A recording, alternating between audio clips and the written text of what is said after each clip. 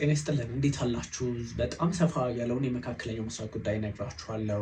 ስለዚህ ከነዚህ ጉዳዮች መካከል ዛሬ የሚካሄደው በስዊዘርላንድ ድርድሩ ምን ሊሆን ይችላል፣ በምን መንገድ ሊጠናቀቅ ይችላል የሚለውን ሀሳብ እናነሳለን።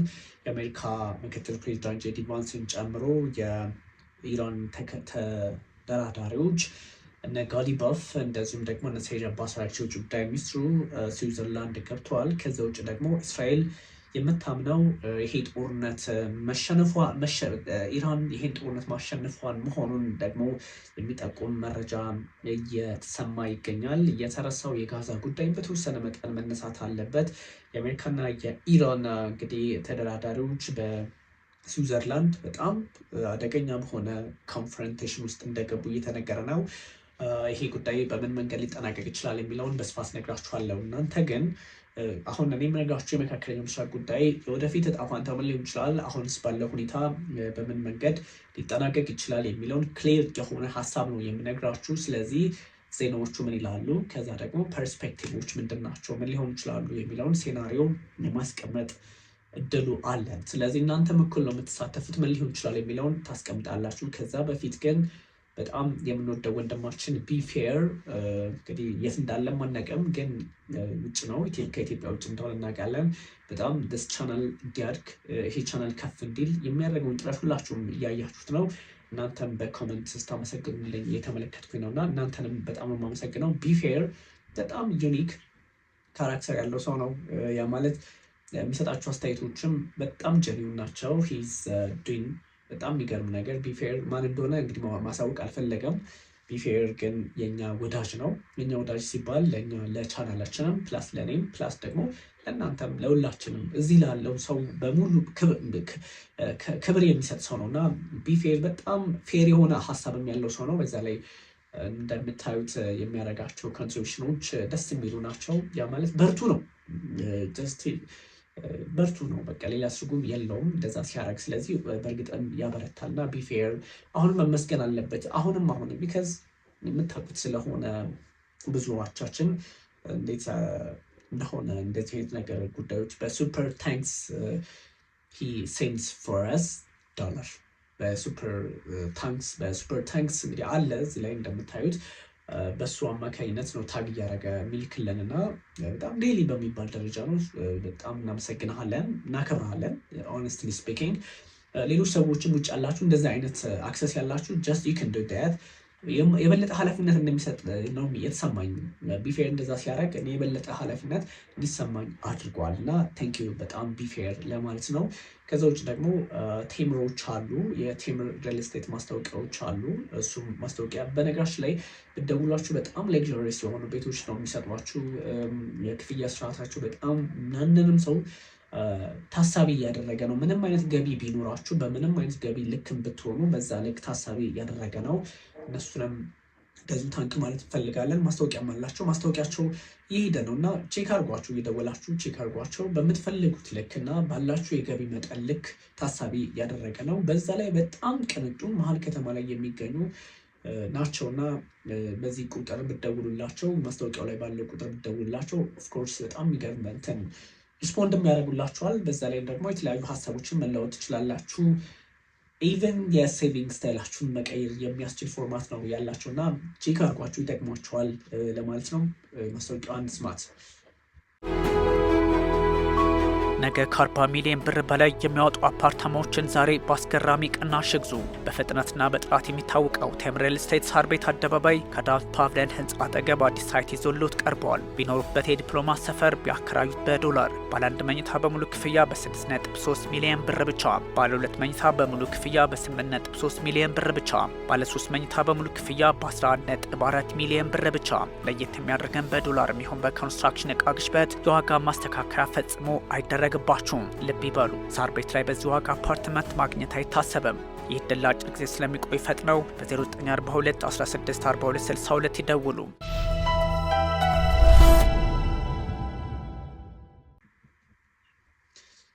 እሺ ተመልሰናል። እንግዲህ ቀደም ሲል ያነሳናቸው ነጥቦች አሉ። እነሱም በዝርዝር እና በዲቴይል እንሄድባቸዋለን። ግን ብዙ ጥያቄዎች የሚነሱበትን ጉዳይ ከዛ ውጭ ይሄ ብዙ ጊዜ የጋዜጠኝነት መርህ ምንድነው ብላችሁም ጠየቅ ስለምጠይቅ ነው። የጋዜጠኝነት መርህ ይሄ ነው ልላችሁ አልችልም በዚህ ሰዓት። ያው ነው ኤቭሪባዲ ቢያንስ ጋዜጠኛ መሆን ያለበት ባላንስር ነው አይደለ?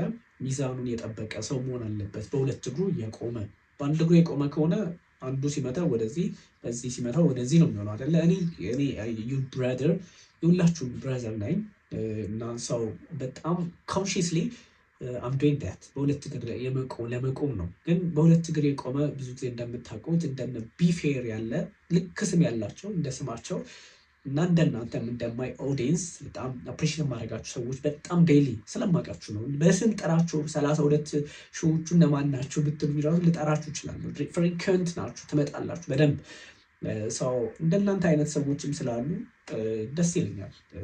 በሁለት እግር ሰውን እንዲቆም የሚያደርግ በሁለት እግር ሰው ሲቆም ፋይናንሻሊ ቢሆንም ባይሆንም ግን ደግሞ በፕሮፌሽኑ ልክ እንዲቆም የሚያደርግ ነው እና አንዳንድ ጣርሶችን እንመለከታለን።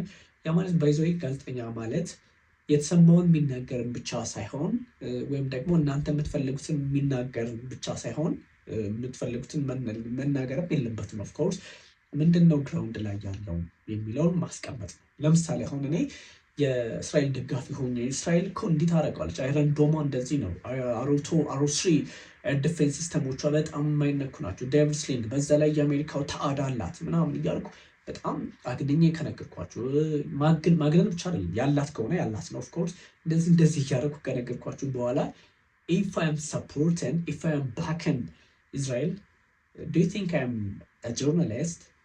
እናንተ ለምሳሌ እስራኤል ደጋፊ የሆኑ ሰዎች እስራኤል ዊነር ሆና እንድትወጣ የሚፈልጉ ሰዎች የሚፈልጉት እንዲህ ነው። ስለዚህ በቃ ላስደስታችሁ ዛሬ እስራኤል ደጋፊዎች እንደ እስራኤል እኮ እንዲህ ነች፣ እስራኤል ቅድም የነገርኳቸው የዲፌንስ ሲስተም እያነሳው በቃ እኮ እንደዚህ ኔታንያሁ ማለት እኮ ወንድማቸው ዮናታን ኔታንያሁ እዚህ ኢንተቤ መጥቶ ለእስራኤል ዋጋ የከፈለ የኢንተቤ ኦፕሬሽንን የሰራ በጣም ይገርም አባታቸው የዛዮኒስት አቀንቃኝ ዛዮኒዝምን የሚከተሉ እስራኤልን እንድትመሰረት ትልቅ ጥረት ያደረጉ ያሉ በቃ ከፍ ካረኩላችሁ ይችኛዋ ላይ እንደምን የምታደርጉት ጥያቄ ማንሳት።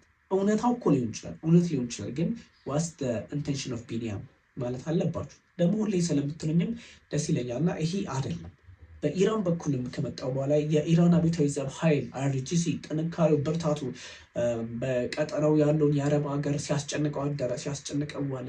ኢራን ማለት እኮ እንደዚህ ነች እያልኩ ማውራችሁ ከሆነ ደጋፊ እንኳ አይደለ፣ የኢራን ደጋፊ እንኳ አይደለ። አሁን ደግሞ ይሄ ልክ አይደለም። ባይዘ ጋዜጠኛ የሚል ስምም ታግም ሊኖረኝ አይገባም። ይሄ ታነሱና ተራ አክቲቪስት ታረጉኛል። እኔም እንደዛ ብላችሁ እኔም እንድታረጉ ነው የምፈልገው። ባይዞ የአንድ ኃይል ደጋፊ ሆኜ ስለ አንድ ኃይል ብቻ ማውራ ከሆነ እውነታው እውነታ ሊሆን ይችላል አይደለ?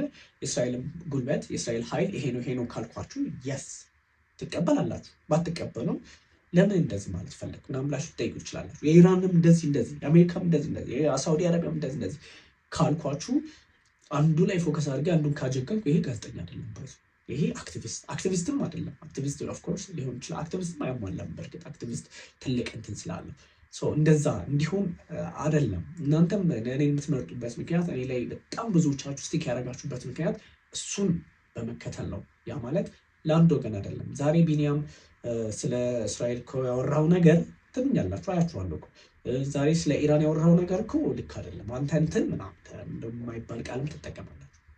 ኦፍኮርስ እንትኖቹ አይደላችሁም አውቃለሁኝ፣ ግን አንድ ሁለት ምናምን የሆነ ቶክሲክ ፖይንት በማንሳት ራሳቸውን እንትን የሚሉ እንደዛ አይደለም። ስለዚህ ይሄን ሁሉ ያማነሳላችሁ ምንድን ነው ጋዜጠኛ ሚና ካለው ተበልቷል፣ ወይም ደግሞ ጋዜጠኛ አይደለም። ሚና ካለው ስላችሁ ወደ አንዱ አቅጣጫ ከሄደ ለምሳሌ አላማዬ ኢራንን ሳፖርት ማድረግ ከሆነ እኔ ጋዜጠኛ አይደለም። አላማዬ እስራኤልን መደገፍ ከሆነ እኔ ጋዜጠኛ አይደለሁም። ግን ሰዎች ምን ያደርጋሉ? ትንሽ ይቆርጡና ነገሮችን እንትን ለማለት ምናምን ይሞክራሉ። በት ኔክስት ቀጣይ ያለውስ ምንድን ነው ያለው ቢኒያም የሚለውን ማንሳት ያስፈልጋል። እሱን የምትይዙት ነው የምፈልገው። ይህን ሁሉ የምነግራችሁ ምንድን ነው በጣም በሁለት እግር እንድቆም የምታደርጉት እናንተ ናችሁ። ትክክለኛ ሀሳብ ስትፈልጋችሁ ስትመጡና ትክክለኛ ጥያቄ ስትጠይቁ ጀስት በዛ መንገድ እንድቆም ታደርጉኛላችሁ። እና እነ ቢፌርም ለዛ ነው እነ ሁላችሁም ነጠ ምናምን እነ ሞ ብዙዎቻችሁ እነ ቲርሲ ምናምን እንደዚህ ስማችሁ በቃ አይከንቨንሽን ዮር ኔም እና አብዱ እንደዚህ እነ ቶፊቅ ምናምን እነ ብሩኪ የሚሰጡት ሀሳብ እንደዛ ነው። እና ሰው ያ ነው በቃ ሰው ትክክል እንደሚያደርገው እና ዩ አር ሳፖርት እያደረጋችሁ ያላችሁት በሱፐር ታንክ እንደ ቢፌር በዶላር ዋጋ መክፈል ብቻም አይደለም። በቃ ቢኒያም ትክክለኛ ጋዜጠኛ መሆን አለበትም የሚል ኢንቴንሽን ስላለው ይሄ እውነቴን ነው የምነግራችሁ። እና አንድ ጋዜጠኛ ወደ ሆነው ወገን ያጋደለ መስሎ ከታያችሁ ያ ጋዜጠኛ አይደለም። በቃ ያ የሆነ ኮሚኒቲን ማስደሰት የሆነ ኮሚኒቲ ለምሳሌ በቃ እስራኤል ዛሬ እንዲነች እንዲነች ምናምን ካልኩ በቃ በእስራኤል ወገን ያለውን ማህበረሰብ ይያዛል። ስገኝት ቢ ድጋፍ ሆኖ ይቀራል፣ ግን ወርዝ አያደርግም።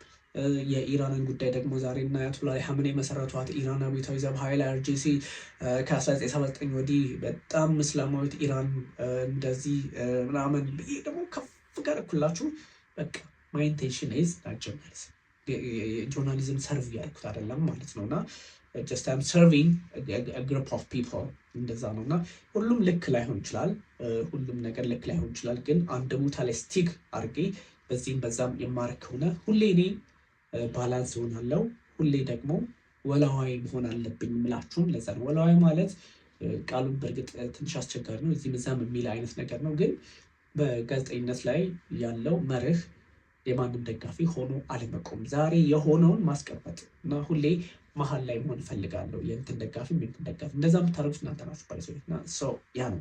በሀገር ጉዳይ ላይ ሲሆን ደግሞ በቀይ ባህር ፖለቲካ ላይ ሲሆን ደግሞ እንደምታውቁት ነው። እስራኤልም ትሰደባለች፣ ኢራንም ትሰደባለች፣ አሜሪካም ትሰደባለች። ወይም ደግሞ መሳደብ ልክ ባይሆንም በጋዜጠኝነት ግን ለቆምክበት ለተወለድክበት ሀገር ላሳደገ ህዝብ ድምፅ መሆን ከቻልክ መሆን መቻል ነው። እና ይሄን ሁሉ ሀሳብ ያጋራሁት አንዳንድ ኮሜንቶችን ስለተመለከቱ እና እናንተንም አድሬስ ለማድረግ ነው። በደንብ ሀሳብ ስጥበት። ስለዚህ ወደ ጉዳያችን እንገባለን። አንድ ሀሳብ በመጀመሪያ ላንሳላችሁ። የዚህኛው የእስራኤል እንግዲህ ሀሳብን የተመለከተው የመጀመሪያው ማለት ነው። እሱን ላጋራችሁና እዚሁ መካከለኛው ምስራቅ ላይ መቆየታችን ኦፍኮርስ አይቀርም። የእስራኤል ወታደሮች እንግዲህ ህይወታቸውን አጥተዋል። እሱን በተመለከተ ነግራችኋለሁ። ሰው የሆርሙዝንም ጉዳይ ነግራችኋለሁ። አሁን ምን ላይ ነው ያለው ድርድሩ፣ ምን ላይ ሊያተኩር ይችላል የሚለውን ነግራችኋለሁ። ግን ቅድሚያ የነገርኳችሁ ነገር ስላለ እሷን ሀሳብ ላንሳላችሁ። እስራኤል ቢሊቭስ ኢራን ወን ወር ፖል ፋይንድስ እስራኤል የምታምነው አንዳንድ የፐብሊክ ፖል ወይም ደግሞ ጥናቶች እንደሚያሳዩት እስራኤል ኢራን በዚህ ጦርነት አሸናፊ እንደሆነች ታምናለች የሚል ሀሳብ ነው እየተጋራ ያለው። እስራኤል እንግዲህ overwhelmingly believe that Iran emerges stronger from the war and its subsequent deal with the United States እንግዲህ ያ ማለት ከጁን 17 እስከ 20 ባለው በሂብሩ ዩኒቨርሲቲ በተደረገ ጥናት እና 3644 ሬስፖንደንትስ የሚባሉት ምላሽ ሰጪዎች ላይ በተደረገ ጥናት እንግዲህ የሂብሩ ዩኒቨርሲቲ ነው በኢብራይስጥ ኦፍ ጀሩሳሌም እንግዲህ አጋም ኢንስቲትዩት ጋር በመሆን ጥናት ተደርገዋል። ስለዚህ እንግዲህ ፒክቸሩ ጠቅላላ ሲመለከት የአሜሪካና የኢራን ስምምነት የሚያሳየው እስራኤል ጦርነቱን ኢራን እንዳሸነፈች አድርጎ የወሰደ ነው። ምክንያቱም 3644 ሬስፖንደንትስ ወይም ደግሞ ምላሽ ሰጪዎችን ግምት ውስጥ አስገብቶ የተሰራ ጥናት ነው። ሂብሩ ዩኒቨርሲቲ ያደረገው ነው። ስለዚህ እስራኤላውያን በዚህ ጦርነት ኦፍኮርስ ሁሉንም አያካትትም። የጥናት ባህሪ ታውቁታላችሁ። የተወሰኑ ሰዎችን ሳምፕል ተወስዶ አይደለም የሚደረገው። ለምሳሌ ከ100 ሰው 3፣ 4፣ 5 ሰው ከወሰድን በኋላ የ100 ሰዎችን ሀሳብ ምንድን ነው የሚለው ግምት ውስጥ ማስገባት ስለሆነ በዛ ልክ ሊታይ የሚችል ነው። ሰው ምንምታያት ይሄ መሆኑ ሊገርማችሁ አይችልም። 3644 ሬስፖንደንቶችን ተጠቅመው በዛ ልክ አስቀምጠዋል። ከጁን 17 እስከ 20 ባለው ከቀናት በፊት በነበሩ ጊዜያት ማለት ነው። ለ3 ቀን በተደረገ ጥናት ነው ይሄ ሆነው። የጥናቱን ያደረገው እንግዲህ በኢየሩሳሌም የሚገኘው የሂብሩ ዩኒቨርሲቲ ነው ማለት ነው። ኮላቦሬቲንግ ከአጋም ኢንስቲትዩት ጋር በመሆን የተደረገ ነው። ስለዚህ የአሜሪካና የኢራን ዲል ወይም ስምምነት የሚያሳየው ይሄ ነው። ኦፍ ዶዝ ሰርቬይድ ከተወሰዱ ጥናቶች ሰርቬይ ከተደረጉት 92.1% የሚሆኑት ኢራን ጦርነቱን አሸንፋለች ወይም ደግሞ ከግጭቱ አትራፊ ሆናለች ነው የሚሉት። 82.9% የሚሆኑት ፌልዳት እስራኤልስ ሎንግ ተርም ሴኩሪቲ ሃድ ቢን ዊከንድ የሚል ነው። የእስራኤል የደህንነት አቅም ተዳክመዋል የሚሉት 82.9% ናቸው። 92.1% የሚሆኑት ደግሞ ኢራን ይህን ጦርነት አሸንፋለች ብለው የሚወስዱ ናቸው። እና ትንሽ በዚህ ልክ የሚታይ ነው ሰው ጉዳዩ በዛ ልክ ነው። ይሄን ስላችሁ ቅድም ያነሳሁላችሁን ብዙ ያወራኋችሁን ነጥቦችም እንዳስረሱ። እነዛ ነጥቦች ምንድን ነው? እንደዚህ ሲባል ጥናት ነው አይደለ? ጥናት ነው ያስቀመጡ። ስለዚህ ጥናት ስለተቀመጠ not talking about እስራኤል ደካማ ሆናለች እያልኩኝ አይደለም። ጀስት ያለው ጥናት የሚያሳየው ወይም ደግሞ ሂብሩ ዩኒቨርሲቲ የራሳቸው የእስራኤሎች ስለሆነ እሱ ይፋ ያደረገው ኢራን በዚህ ጦርነት እንዳሸነፈች ነው ብላ እስራኤል ታምናለች የሚል ጥናትን አስቀምጧል ማለት ነው። ስለዚህ 93.1 የሚሆነው እንግዲህ ደግሞ ቀደም ሲል እንደነገርኳችሁ በዚህ ጥናት መሰረት 92.1 አሸንፋለች ብሎ የሚያስብ ነው።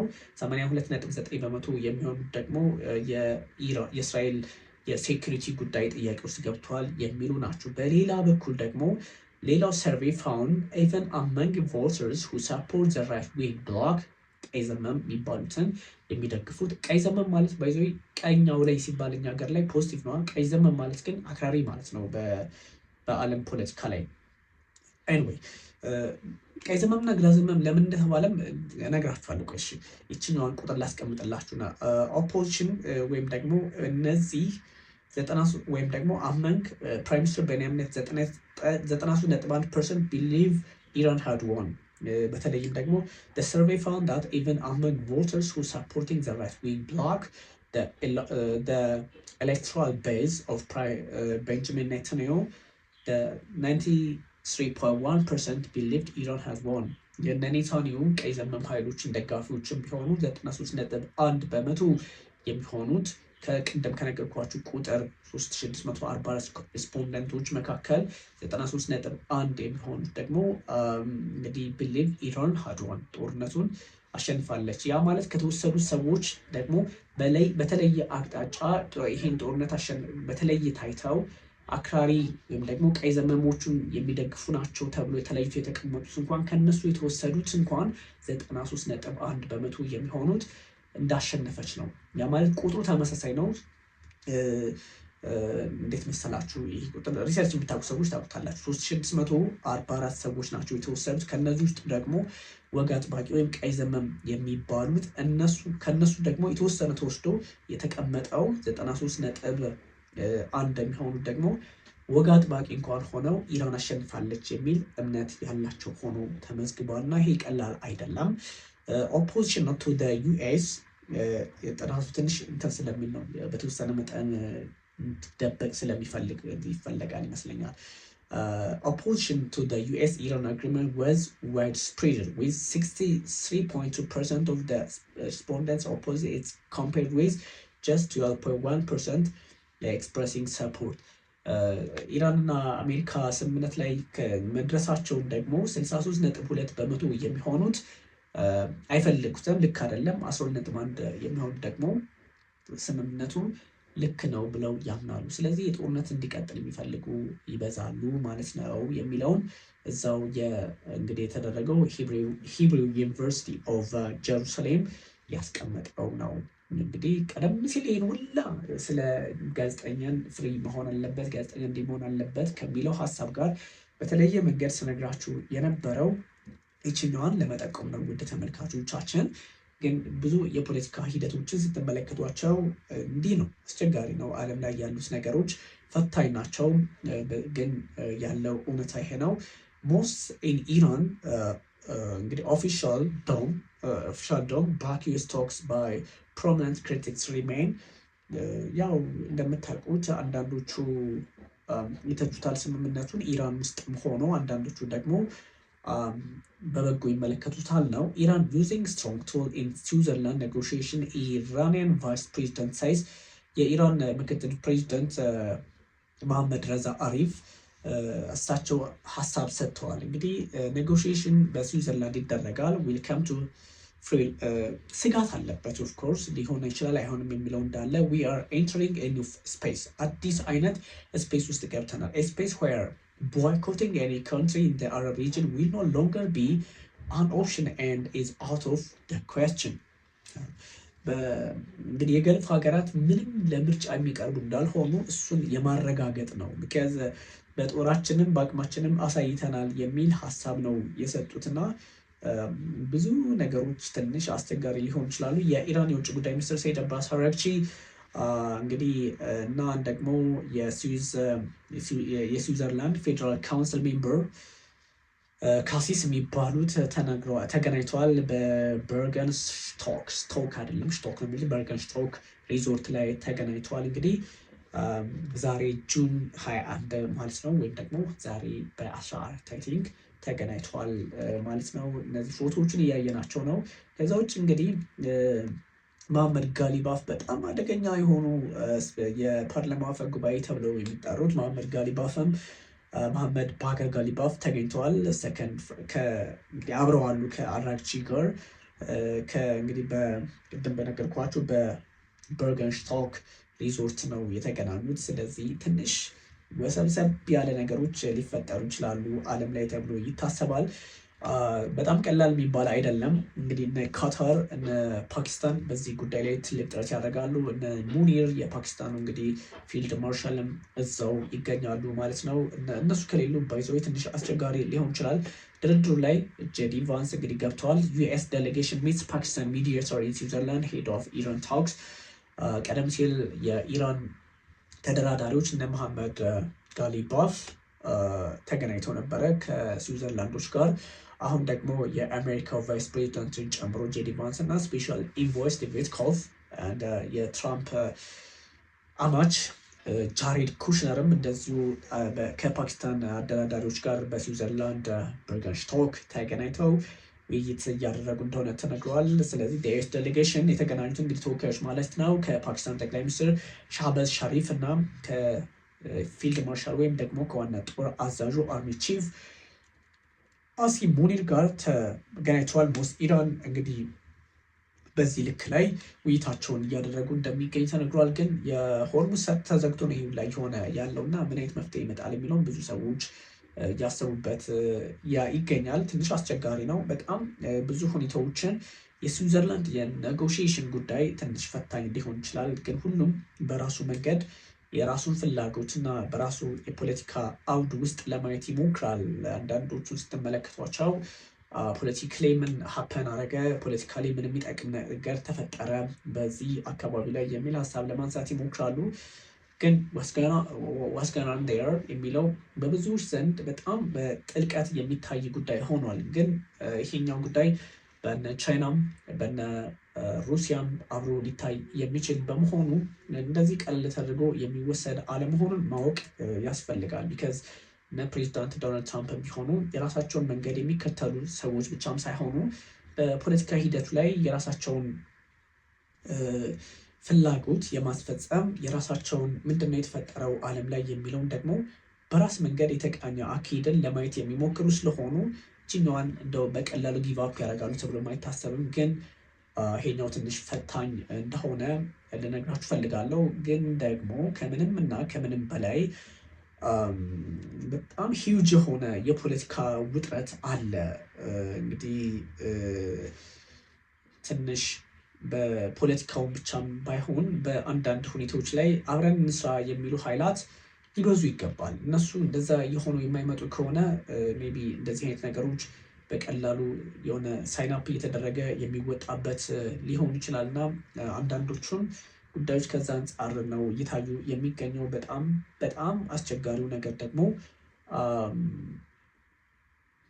በብዙ ሰዎች ዘንድ እየተነገረ ያለው አሜሪካ የበዛ ፍላጎቷን እያስቀመጠች ይገኛል።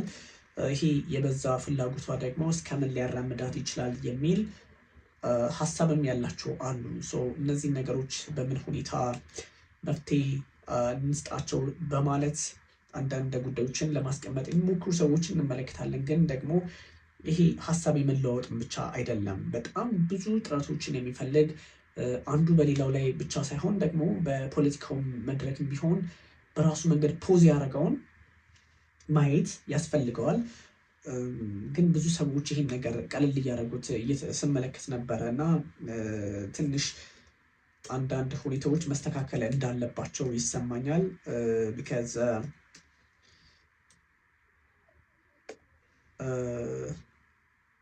የሁኔታዎች መለዋወጥ አለ። የሁኔታዎች